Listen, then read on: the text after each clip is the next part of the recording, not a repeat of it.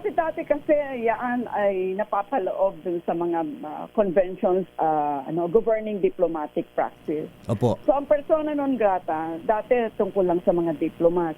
Pero kasi tayo, as usual, pinalawak natin yung yung meaning nito, kanya makikita mo, minsan may mga taong ayaw nila na sasabihin ng mayor na persona non grata ka dito sa aming syudad. Ang ibig sabihin lang yan, Opo. ikaw ay aming nakikita na undesirable person and you should stay out. Yan essentially ang fundamental meaning na stay out.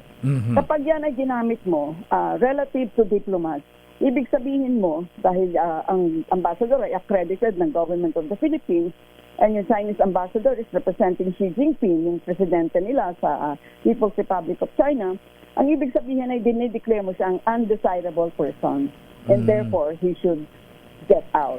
Oh. Okay, napaka-sensitibong bagay yan na hindi Ayan. natin dapat paglaruan yung phrase na yan. Opo. I mean, hindi mo dapat inatapon-tapon mo lang siya na, like an ordinary term because it really involves relations between two states. Ayan. Kaya nga, unfortunate people who are using that, huwag niyong gamitin yan kung hindi niyo alam ang implication. Please shut up if you do not know the implication of the use of those terms. And this is for China, ha?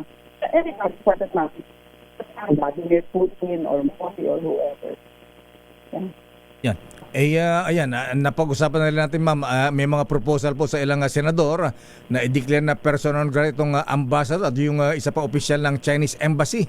Kung i-declare silang persona non grata, halimbawa, Dr. Carlos Mama, ano po ang implication sa diplomatic relations at meron bang epekto sa ating trade relations sa China pagka yan po ay ginawa ng Pilipinas?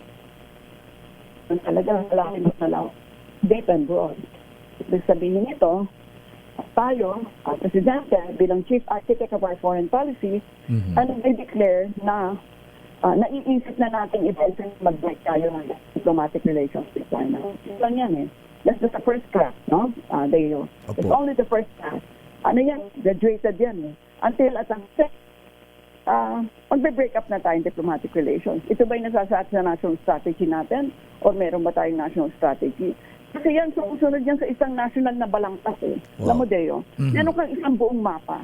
Ito ang relasyon natin sa China, sa Russia, sa US, sa India, etc. Sa ASEAN. Diba? Ito ba ay napapaloob sa balangkas ng ating relasyon na gusto nating mangyari? Kasi kung hindi ito nababalangkas doon, huwag tayong kumibo. Gumawa tayo ng ibang paraan para maayos natin to kasi hindi ito naaayon sa ating national strategy. Pero nakita mo naman, nung nagbigay ng accreditation nito si Ambassador Juan, si Presidente, ang gaganda ng mga salitang sinabi nila, let us have cooperation, let us do people-to-people exchanges, and the like. So parang taliwas ito, bagay, tapatan naman ng mga senador na magsabi ng ganito, pero sana limiin nila yung implikasyon ng sinasabi nila. At pag ginagamit nila yung diplomatic terms na lang, limiin din nila kung anong ibig sabihin nito sa pagkalahatang relasyon natin dito sa bansa nito.